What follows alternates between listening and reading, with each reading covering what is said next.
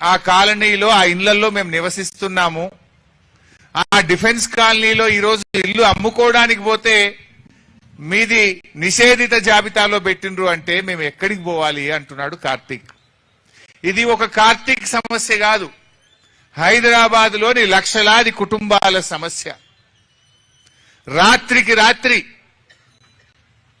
కాలనీలు సర్వే నంబర్లు మొత్తం లేఅవుట్లు, హెచ్ఎండిఏ అమ్మిన భూములు, హుడా అమ్మిన భూములు, యాక్షన్ లో ప్రభుత్వం అమ్మితే కొనుక్కున్న భూములన్నీ కూడా 22A కింద నిషేధిత జాబితాలో పెడితే ఆ ప్రజలు ఏం కావాలి? కార్తీక్ ఏమన్నాడు? సబ్ రిజిస్ట్రార్ దగ్గరికి పోతే ఎంఆర్ఓ దగ్గరికి పోమంటుండు, ఎంఆర్ఓ దగ్గరికి పోతే ఆర్డీఓ గారి దగ్గరికి పో అంటుండు, ఆర్డీఓ దగ్గరికి పోతే కలెక్టర్ గారి దగ్గరికి పో అంటుండు, కలెక్టర్ గారిని కలిస్తే ఇది యుఎల్సి సమస్య, యుఎల్సి ఆఫీస్ కు పో అంటున్నారు. అంటే ప్రజలు ఎందుకు తిరగాలి? మీరు చేసిన తప్పులకు శిక్ష ప్రజలకెందుకు అని ఈరోజు బీఆర్ఎస్ పార్టీ ప్రశ్నిస్తా ఉంది. తప్పు మీది, ప్రజలకెందుకు శిక్ష? ఎందుకు పెట్టినారు ఈ భూములు? ఎవరు పెట్టమన్నారు? 2008లో ఆనాటి కాంగ్రెస్ ప్రభుత్వం యుఎల్సి రద్దు చేసింది.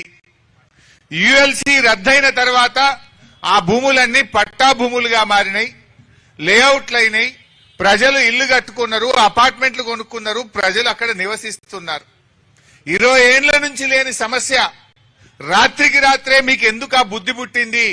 ఆ యుఎల్సిలో పరిష్కారమైన భూములన్నీ కూడా ఎందుకు నిషేధిత జాబితాలో పెట్టారు అని ఈరోజు మేము అడుగుతా ఉన్నాం.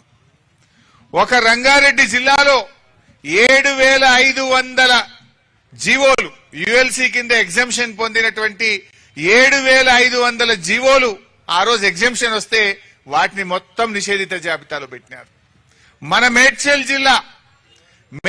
జిల్లాలో యుఎల్సి కింద ఎగ్జామ్ చేసిన 6000 జీవోలు, వాటన్నిటినీ నిషేధిత జాబితాలో పెట్టినారు.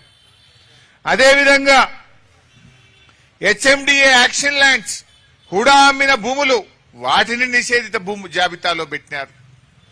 అంటే ఇవాళ పొంగులేటి శ్రీనివాస్ రెడ్డి ఈ హైదరాబాద్ మొత్తం నా చేతుల్లోకి రావాలి, ఈ రంగారెడ్డి జిల్లా, మేడ్చల్ జిల్లా నా చేతుల్లోకి రావాలని అధికారులకు చెప్పి రాత్రికి రాత్రి ఇవన్నీ నిషేధిత జాబితాలో పెట్టినారు.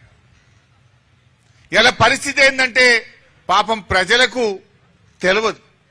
ఇలా మీ భూమి, మీ ఇల్లు, మీ అపార్ట్మెంటు నిషేధిత జాబితాలో చేరిందనే విషయం ప్రజలకు తెలియదు.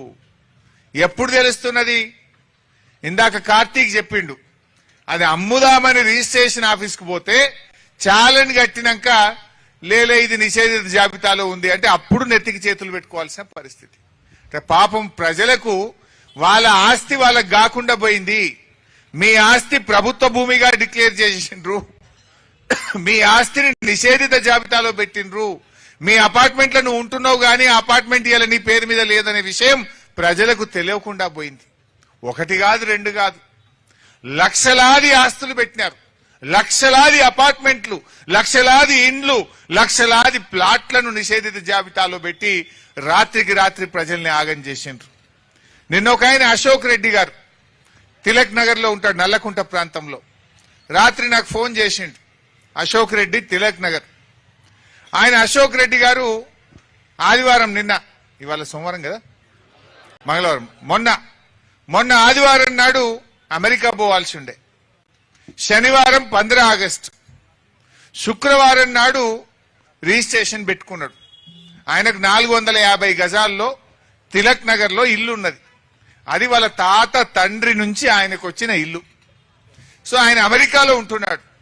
ఆ ఇల్లు అమ్మాలని నిర్ణయం చేసుకున్నాడు, అడ్వాన్స్ తీసుకున్నాడు పైసలు, రిజిస్ట్రేషన్ ఆఫీస్ లో స్లాట్ బుక్ చేసుకున్నాడు, ఆదివారం అమెరికాకు టికెట్ బుక్ చేసుకున్నాడు, శనివారం ఏమో 15 ఆగస్టు సెలవు, శుక్రవారం నాడు స్లాట్ బుక్ చేసుకొని సబ్ రిజిస్ట్రేషన్ ఆఫీస్కు పోయిండు. డాక్యుమెంట్లు, కాగితాలు తీసుకున్నాడు. కొనటాయన అమ్మటాయన ఇద్దరు కలిసిపోయిండ్రు. స్లాట్ బుక్ అయింది, అంత ఎక్కించిండ్రు. ఇక లాస్ట్ సంతకం పెట్టేయాలకి వరకు నీది ప్రాహిబిషన్ లో ఉంది, నీ ఇల్లు నిషేధిత జాబితాలో ఉంది, రిజిస్ట్రేషన్ కాదు పో అన్నాడు. ఏడికి పోవాలి? ఇప్పుడు ఆయన అమెరికా టికెట్ క్యాన్సిల్ చేసుకోవాలనా, ఇక్కడ ఉండాలనా, తిరగాలనా, ఏం కావాలన్నా నేను టికెట్ క్యాన్సిల్ చేసుకుంటేనేమో సగం పైసలు పోయినాయి, అక్కడనేమో నా ఉద్యోగము నేను పోకపోతే నా జీతం కట్ అవుతుంది, ఇక్కడ ఉంటే ఇది ఎన్ని రోజుల్లో నిషేధిత జాబితాలో పోతుందో తెలియదు. సబ్ రిజిస్ట్రార్ని అడిగితే ఏమంటుండట, మాకు తెలియదు గవర్నమెంట్ పెట్టింది, గవర్నమెంట్ని అడుగుపో అంటుండట. ఎంఆర్ఓ దగ్గరికి పోతే నాకు తెలియదు పో అన్నాడట. అటు ఇటు పోయి మన కాలేరు వెంకటేష్ ఎమ్మెల్యే గారు అక్కడ అంబర్పేటకు, ఆ నల్లకుంట తిలక్ నగర్ వెంకటేష్ గారికి వస్తుంది. వెంకటేష్ గారిని దొరకబట్టుకొని వెంకటేష్ గారి దగ్గర పోయిండట, ఎమ్మెల్యే గారి దగ్గరికి. ఎమ్మెల్యే గారు ఆర్డీఓకి ఫోన్ చేసిండు. చేస్తే మాకు తెలియదు సార్, గవర్నమెంట్ పెట్టమంటే పెట్టినాం. గవర్నమెంట్ అంటే ఎవరు? పొంగులేటి శ్రీనివాసరెడ్డి. ఇప్పుడు పొంగులేటి శ్రీనివాసరెడ్డి ఏమంటుండ అమాయకంగా, అధికారులు తప్పు చేసినారు సారీ అంటున్నాడు. ఇప్పుడు దొంగతనం చేసిన దొంగ నేను దొంగతనం చేసిన సారీ అంటే మాఫ్ అయిపోతుందా? మాఫ్ అయిపోతుందా? తప్పుకు శిక్ష పడాలా వద్దా? తప్పు చేసిన వాడికి శిక్ష పడాలా వద్దా? ఇలా నువ్వు చేసిన తప్పుకు ఒకరు కాదు, ఇద్దరు కాదు, లక్షల మంది ఆగమైపోయారు. ఇందాక మా అన్న చెప్పిండు, శ్రావణ్ గారు అశోక్, ఆయన బిగ్ టీవీలో చీఫ్ ఎడిటర్. ఆయన భార్య బంగారం కుదబెట్టి 9% మిత్తికి తెచ్చి ఆయన దాచుకున్న పైసలు అన్ని పైసలతోని 40 లక్షలు కట్టి అపార్ట్మెంట్ కొనుక్కుంటే రిజిస్ట్రేషన్ ఆఫీస్కి పోగానే ఇది నిషేధిత జాబితాలో ఉందంటాడు. ఇప్పుడు పైసలు వాపసు రావు, ఇల్లు కిరాయి కట్టుకోవాలి, బంగారం మీద మిత్తి పెరుగుతున్నది, బ్యాంకులో తెచ్చిన అప్పుకు మిత్తి పెరుగుతున్నది. ఇప్పుడు ఆయన ఏమనుకున్నాడు, ఇల్లు కొనుక్కొని అనలేకపోతే కిరాయి తప్పుతుంది, కిరాయికి బదులు నేను బ్యాంకులో ఇన్స్టాల్మెంట్ కట్టుకుంటా అన్నాడు. ఇప్పుడు ఇన్స్టాల్మెంట్ తప్పలేదు, ఇల్లు రాలేదు, కిరాయి తప్పలేదు. నా పరిస్థితి ఏంది అని ఒక జర్నలిస్టే సోషల్ మీడియాలో పోస్ట్ చేసుకున్న పరిస్థితి. ఇది ఒక అశోక్ పరిస్థితో ఒక కార్తీక్ పరిస్థితో కాదు, లక్షల మంది ఇలా హైదరాబాద్ లో ఆగమైపోయింది. ఆ రోజేమో ధరణి తెస్తే పెద్ద పెద్ద మాటలు మాట్లాడిండ్రు, నిషేధిత భూములు తీసేస్తామన్నారు. తీసింది లేదు కానీ లక్షల మంది ఇండ్లు, లక్షల ప్లాట్లు, లక్షల అపార్ట్మెంట్లను ఇలా నిషేధిత జాబితాలో పెట్టి పేద ప్రజల ఉసురు పోసుకుంటున్నారు. ఏమంటున్నారట, భూములు తీసేయండి, మా కాలనీని తీసేయండి అంటే ఉత్తగనే తీస్తామా? 30%.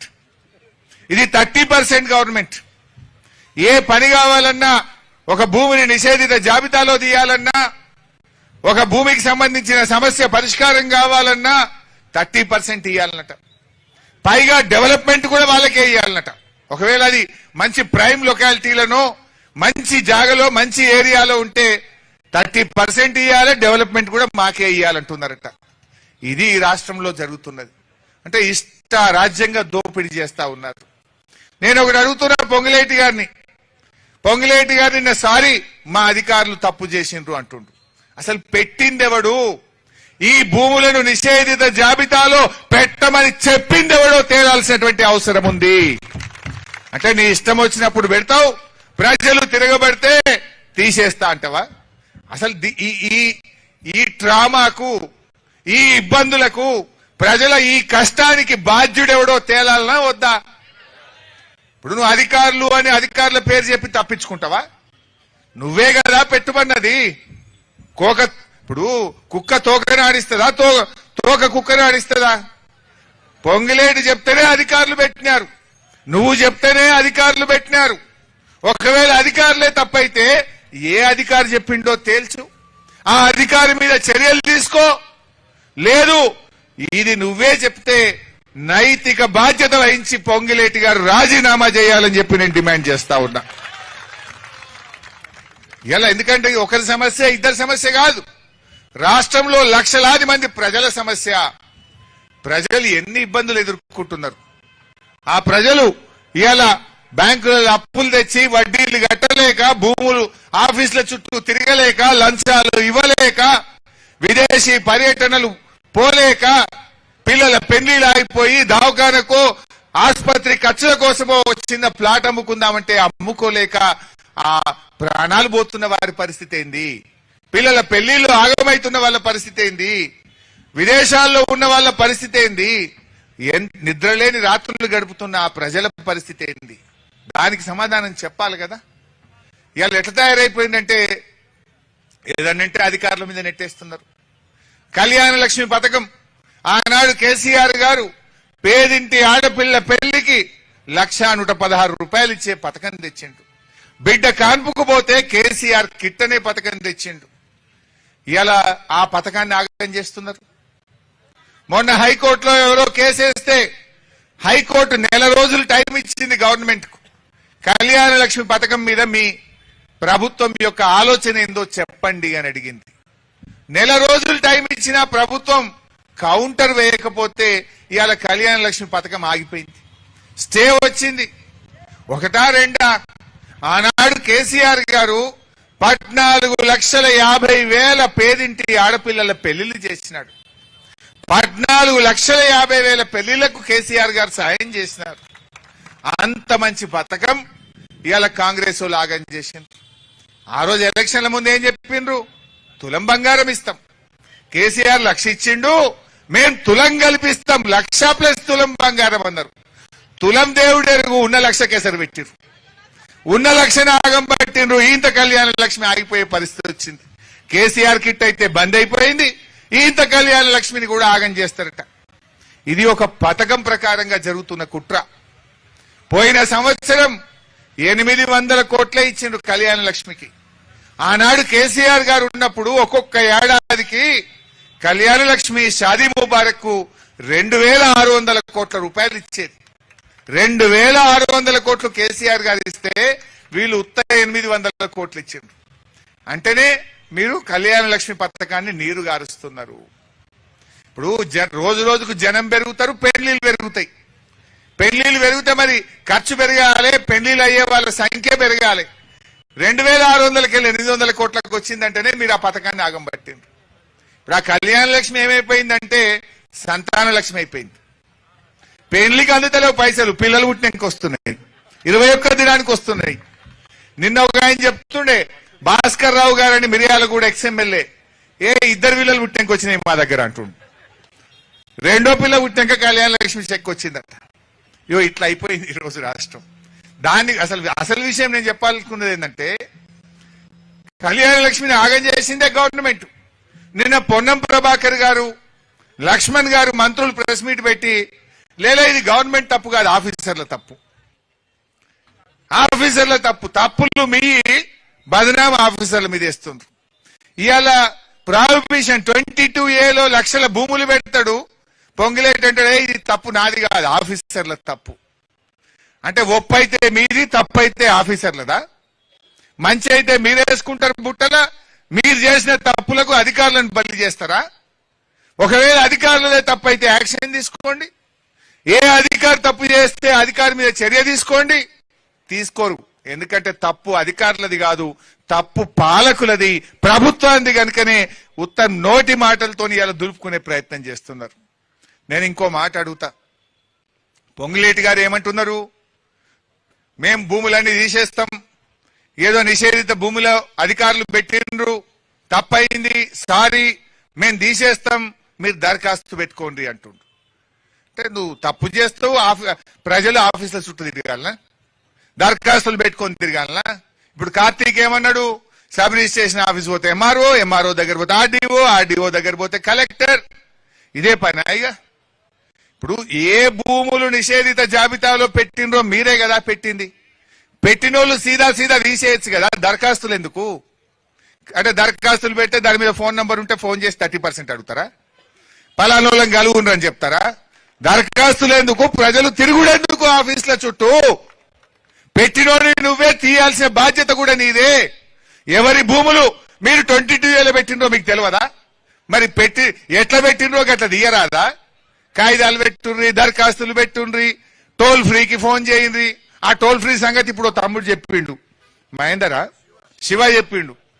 నీ ఇలా పొద్దున కూడా మా ఎరోల సీన్ ఫోన్ కలుపుతుండే, నాకు రాంగ కార్ల అన్న నిన్నటి నుంచి కొడుతున్నానే, ఇది ఎప్పుడు చేసినా call is busy please wait, call is busy please wait. నిన్న రాత్రి 6 నుంచి కొడుతున్నా, ఇప్పటికీ కాల్ వెయిటింగే ఉన్నది. అంటే దొంగ నంబర్ పెట్టిరు. అది టోల్ ఫ్రీ కాదు, అది ఉత్తదే. టోల్ ఫ్రీ కాదు, అది ఆ నంబర్ పనే చేస్తలేదు. అంటే మీ పని ఎట్లున్నదో అర్థమవుతున్నది. టోల్ ఫ్రీ నంబర్ పెట్టేవాడు ఎత్తాలనా వద్దా, రాసుకోవాలనా వద్దా?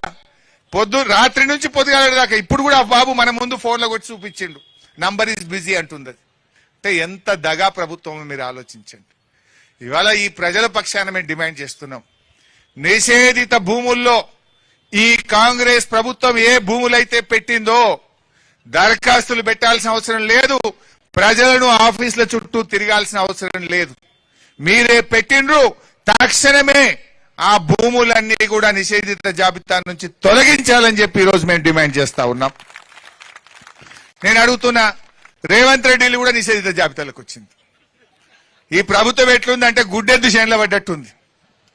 వీళ్ళు సర్కారు నడుపుతలేరు, సర్కస్ నడుపుతున్నారు వీళ్ళు. ముఖ్యమంత్రి ఇంటికే దిక్కు లేకపోతే ఇక సామాన్య ప్రజల పరిస్థితి ఏంది, పేద ప్రజల పరిస్థితి ఏంది? ఇప్పుడు ముఖ్యమంత్రులు నిషేధిత జాబితాలకు వచ్చినాక ఇప్పుడు సురుకు పుట్టింది. ఇప్పుడు వచ్చి రేవంత్ రెడ్డి ఈయన అంటుండు పొంగులేటి సారీ అంటుండు. ఎవరికి చెప్తున్నావు పొంగులేటి సారీ? ముఖ్యమంత్రికి చెప్తున్నావా? ఏదో తెలియక నీళ్లు కూడా పెట్టినా జరేమనుకోకు సారీ అంటుండా? ఇంత పదవి పోతుందని సారీ చెప్తున్నావా? ముఖ్యమంత్రులే ఇలా నిషేధిత జాబితాలు పెడితే ఇప్పుడు ముఖ్యమంత్రి దరఖాస్తు పెట్టిండా నా ఇల్లు తీసేయండి మరి? రేవంత్ రెడ్డి కూడా నా ఇల్లు నిషేధిత జాబితాలో పడ్డది, నాది తొలగించగలరు అని అప్లికేషన్ పెట్టిండా మీ సేవలో పోయి? మరి ప్రజలు ఎందుకు పెట్టాలి? ఈ ప్రజలు ఎందుకు ఆఫీసుల చుట్టూ తిప్పుతున్నావు? చేసిన తప్పు నీది, తప్పును సరిదిద్దాల్సిన బాధ్యత కూడా నీదే. ప్రజలను ఇబ్బంది పెట్టద్దు. ఏవైతే అన్యాయంగా అక్రమంగా పేద మధ్యతరగతి ప్రజల భూములను మీరు నిషేధిత జాబితాలో పెట్టినారో వెంటనే వాటిని తొలగించాలి, లేదంటే పెద్ద ఎత్తున బీఆర్ఎస్ ప్రజా ఉద్యమానికి శ్రీకారం చుడుతుంది. జాగ్రత్త అని హెచ్చరిస్తా ఉన్నా. పొంగిలేటి నీకు నైతిక విలువలుంటే తక్షణమే నైతిక బాధ్యత వహించి మంత్రిగా, రెవెన్యూ మంత్రిగా తప్పుకోవాలని చెప్పి ఈరోజు బీఆర్ఎస్ పార్టీ డిమాండ్ చేస్తా ఉంది. ఏంది భూదాహము? ఏంది ఇలా రాష్ట్రంలో కోడై కూస్తున్నారు 30% గవర్నమెంట్ అని? ఎన్ని డెవలప్మెంట్లకు తీసుకున్నారు మీరు? ఎన్ని భూములు నిషేధిత జాబితాల నుంచి తొలగించిండ్రు? ఆ తొలగించిన భూములను ఎన్ని డెవలప్మెంట్ తీసుకున్నారో వైట్ పేపర్ రిలీజ్ చేయండి. ఇలా ఇంకో కుట్ర జరుగుతున్నది. పొద్దున వస్తా ఉంటే ఒక మీడియా మిత్రుడు చెప్తున్నాడు, అన్న ఇదంతా కుట్ర జరుగుతున్నది.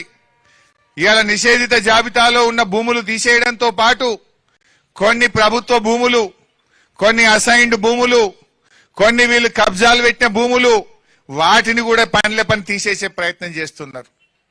అదేంటి 14 CS14 ల్యాండ్లు, ఇంకా కొన్ని విలువైన భూములను కూడా ఇప్పుడు అన్ని తీసేస్తున్నామనే పేరు మీద వీళ్ళు కబ్జాలు పెట్టి అగ్రిమెంట్లు చేసుకున్న విలువైన భూములను కూడా తీసేసే పెద్ద కుట్ర జరుగుతుంది అని చెప్పి ఇవాళ ఒక జర్నలిస్ట్ సోదరుడు చెప్తా ఉన్నాడు. నేను అందుకే ఈరోజు ప్రభుత్వాన్ని డిమాండ్ చేస్తున్నా, అసలు కాంగ్రెస్ ప్రభుత్వం వచ్చినాక నిషేధిత భూముల జాబితాలో పెట్టిన లిస్ట్ ఏందో ప్రజల ముందు పెట్టండి, తొలగించిన లిస్ట్ ఏందో ప్రజల ముందు పబ్లిక్ డొమైన్ లో పెట్టాలి, ప్రజలందరూ చూసే విధంగా పబ్లిక్ డొమైన్ లో పెట్టండి. మీరు పెట్టిన ఏంది, తీసిన ఏంది, ఎందుకు పెట్టిండ్రు, ఎందుకు తీసేసిండ్రు, ఎప్పుడు పెట్టిండ్రు, ఎప్పుడు తీసేసిండ్రో ఇది పబ్లిక్ డొమైన్ లో పెట్టాలి, వైట్ పేపర్ రిలీజ్ చేయాలని చెప్పి డిమాండ్ చేస్తా ఉన్నారు. అట్లయితే పారదర్శకత ఉంటుంది. ఇలా ఈ 22A తొలగింపులో కూడా పారదర్శకత ఉండాలి. న్యాయబద్ధంగా పట్టా భూములు, పేద మధ్యతరగతి ప్రజల భూములు ఎవరి అయితే దుర్మార్గంగా అన్యాయంగా పెట్టినరో అవి మాత్రమే తక్షణమే తొలగించాలి. దరఖాస్తులు పెట్టాల్సిన అవసరం లేకుండా, ఆఫీసుల చుట్టూ తిరగాల్సిన అవసరం లేకుండా పెట్టింది మీరు తక్షణమే తొలగించాల్సినటువంటి బాధ్యత కూడా మీదే. కానీ దాని ముసుగులో మీరు కబ్జాలు పెట్టిన భూములో, మీరు అక్రమంగా అగ్రిమెంట్లు చేసుకున్న అసైన్డ్ భూములో, CS14 భూములో, ఇంకో భూములో తీసేస్తే ఊరుకోము. నేను ఈ సందర్భంగా అధికారులకు కూడా చెప్తున్నా, ఈ ప్రభుత్వ తీరేందో మీకు అర్థమైంది. తప్పులు వాళ్ళు చేస్తున్నారు, మీ మీద నెడుతున్నారు. ఇప్పుడు మంత్రిని కాదని, ప్రభుత్వాన్ని కాదని ఇన్ని లక్షల మంది అపార్ట్మెంట్లు, ప్లాట్లు, ఇండ్లు గవర్నమెంట్ భూములుగా నిషేధిత భూముల జాబితాలో పెట్టే ధైర్యం ఒక అధికారికి ఉంటుందా? ఒక్క MROనా, ఒక్క కలెక్టరా ఇది చేసింది? రాష్ట్రమంతా జరిగింది కదా. అందరు కలెక్టర్లు పెట్టిండ్రు, అందరు MROలు పెట్టిండ్రు అంటే అందరు కూడా బల్కొనైతే చేయరు కదా. ప్రభుత్వం చెప్తేనే చేస్తారు. It is not one collector, it is not one tahsildar, it is not one RDO. Whole state, రాష్ట్రమంతా నిషేధిత జాబితాలో పెట్టిందంటే ఇది మంత్రి గారి నిర్ణయం, ఇది ప్రభుత్వ నిర్ణయం కనుకనే రాష్ట్రం అంతా అమలైంది. ఒకవేళ అధికారి తప్పైతే ఒక కలెక్టరో ఒక జిల్లానో ఒక ఎంఆర్ఓనో ఒక ఆర్డీఓ జరగాలి. రాష్ట్రమంతా జరిగిందంటే ఇది ప్రభుత్వ నిర్ణయం గనుక, ఇది మంత్రి గారి నిర్ణయం గనుక రేవంత్ రెడ్డి తక్షణమే ఆ మంత్రిని డిస్మిస్ చేయాలి, ఆ మంత్రి మీద రేవంత్ రెడ్డి చర్య తీసుకోవాలని చెప్పి డిమాండ్ చేస్తా ఉన్నా. లేదంటే నువ్వు కూడా ఇలా భాగమే రేవంత్ రెడ్డి. లేదా మంత్రి మీద నువ్వు చర్య తీసుకోలేదంటే మీరు ఇద్దరు కలిసి చేసినట్టే లెక్క. మీరిద్దరు కలిసే పేద ప్రజల ఆస్తులు కొల్లగొట్టడానికి చేసిన కుట్రగా ప్రజలు భావించాల్సి ఉంటుంది. 100% ఇది అదే పద్ధతిగా జరుగుతూ ఉంది. ఇలా అందుకే నేను అధికారులను కూడా చెప్పదలుచుకున్నా. అధికారులారా, కళ్యాణ లక్ష్మిలో మీరు కౌంటర్ వేయమని గవర్నమెంట్ చెప్తే మీరు 5 నిమిషాల్లో వేస్తారు. వాళ్ళు చెప్పరు, ఇలా మీ మీద బదనాం పెడుతున్నారు. ఇలా భూములు నిషేధిత జాబితాలో పెట్టించింది వాళ్ళు, తప్పు చేసింది అధికారులు అని మీ మీద నెడతా ఉన్నారు. అందుకే నేను మీకు చెప్తా ఉన్నా, అధికారులకు దయచేసి పారదర్శకంగా పనిచేయండి, నిజాయితీగా పనిచేయండి, న్యాయబద్ధంగా పనిచేయండి, చట్టబద్ధంగా పనిచేయండి. కానీ అడ్డమైన తప్పులు చేయిస్తే మీరు ఇరుక్కుంటారు, జాగ్రత్త అని చెప్పి కూడా ఈరోజు అధికారులకు నేను చెప్పదలుచుకున్నా. రేపు 2 ఏళ్ల తర్వాత గ్యారంటీగా బీఆర్ఎస్ ప్రభుత్వం వస్తుంది. ఈ అక్రమాల మీద, ఈ తప్పిదాల మీద రేపు గ్యారంటీగా విచారణ జరుపుతాం, ఎంక్వైరీ చేస్తాం. తప్పు చేసిన వాళ్లను కటకటాల వెనుక పెట్టేది ఖాయం అని చెప్పి కూడా హెచ్చరిస్తా ఉన్నా. అందుకే అధికారులారా, మీరు ఇరుక్కోకండి అనవసరంగా. మీరు వాళ్ళేంది నోటి మాట చెప్తారు, కాయిదాల మీద మీరు ఇరుకుతారు. చెప్పుడు వాళ్ళదైతుంది, ఇరుకుడు మీ వంత అవుతుంది. అఫ్ కోర్స్ రేపు వాళ్ళని కూడా తెస్తాం, అంతిమంగా వాళ్ళు కూడా వస్తారు. కానీ అనవసరంగా వాళ్ళ తప్పులకు మీరు బలి కావద్దు. వాళ్ళు చేసే తప్పుడు పనులకు, వాళ్ళ అవినీతికి అధికారులారా మీరు బలి కావద్దు. దయచేసి అధికారులు జాగ్రత్తగా ఉండండి అని నేను కోరుకుంటా ఉన్నా.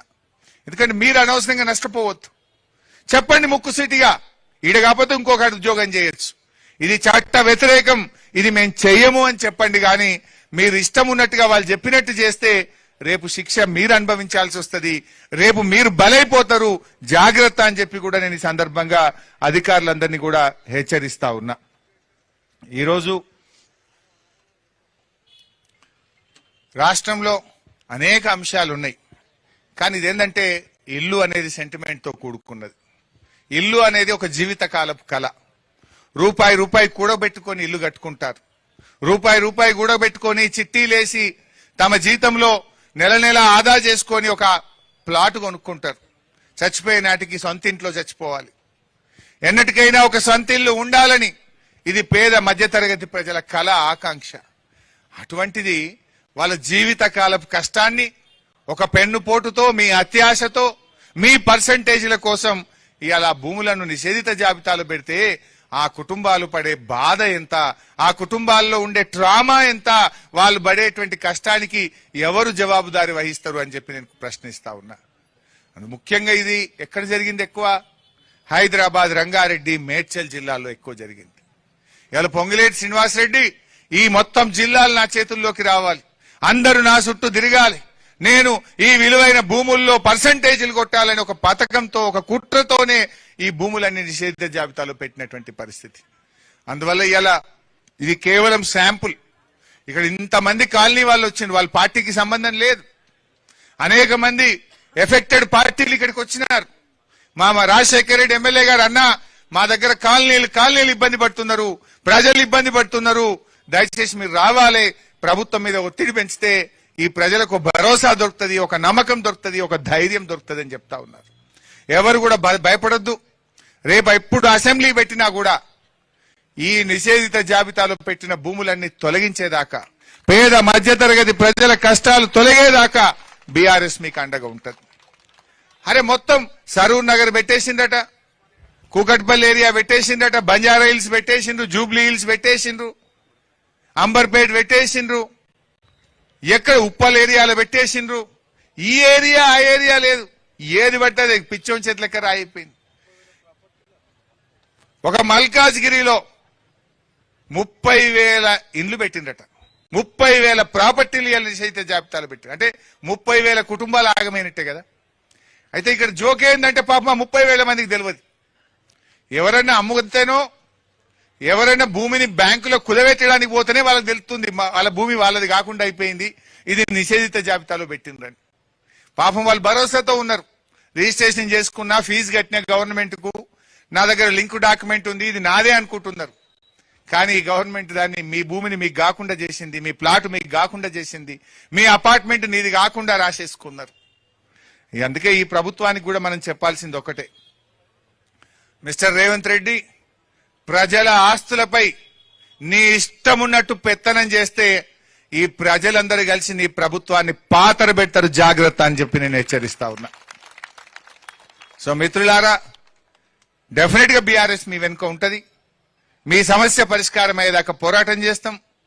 రేపు అసెంబ్లీలో కూడా, అసెంబ్లీని స్తంభింపజేసైనా, ఈ ప్రభుత్వం మెడలు వంచైనా సరే ఈ నిషేధిత భూముల జాబితాను పూర్తిగా తొలగించేదాకా కూడా ఈ రాష్ట్రంలో నష్టపోయిన ప్రజల పక్షాన, రైతుల పక్షాన, అందరి పక్షాన కూడా మేము పోరాడతాం.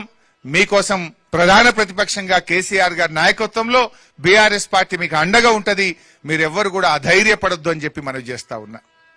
గవర్నమెంట్ పెట్టిన టోల్ ఫ్రీ నంబర్ పనిచేస్తలేదు, కానీ మీకు జనతా గ్యారేజ్ తలుపులు తెరిచే ఉంటాయి. జనతా గ్యారేజ్ అంటే మీకు తెలుసు, తెలంగాణ భవన్ మూసీలో పేదల ఇండ్లు కూలగొడుతుంటే మూసీ ప్రాంత ప్రజలు జనతా గ్యారేజ్ తలుపులు దోసుకొని వచ్చిండ్రు. బీఆర్ఎస్ వాళ్ళకి అండగా ఉన్నది, వాళ్ళని కాపాడుకున్నది. నేను ఈ మల్కాజ్గిరి నుంచి కూడా రంగారెడ్డి, మేడ్చల్, హైదరాబాద్ రాష్ట్ర ప్రజలకు నేను భరోసా ఇస్తా ఉన్నా, అధైర్యపడకండి. మీకోసం జనతా గ్యారేజ్ తలుపులు తెరిచే ఉన్నాయి. ఎవరైనా రావచ్చు. ఎవరికి ఇబ్బంది కలిగినా, ఎవడు మిమ్మల్ని పర్సెంటేజ్ అడిగినా, ఎవడు మిమ్మల్ని భయపెట్టినా, మీ ప్లాట్ ఎవడు కబ్జా పెట్టినా, జనతా గ్యారేజ్ మీకోసం రెడీగా ఉన్నది. రండి, మీకు అండగా బీఆర్ఎస్ పార్టీ ఉంటుంది. మిమ్మల్ని మేము కాపాడుకుంటాం.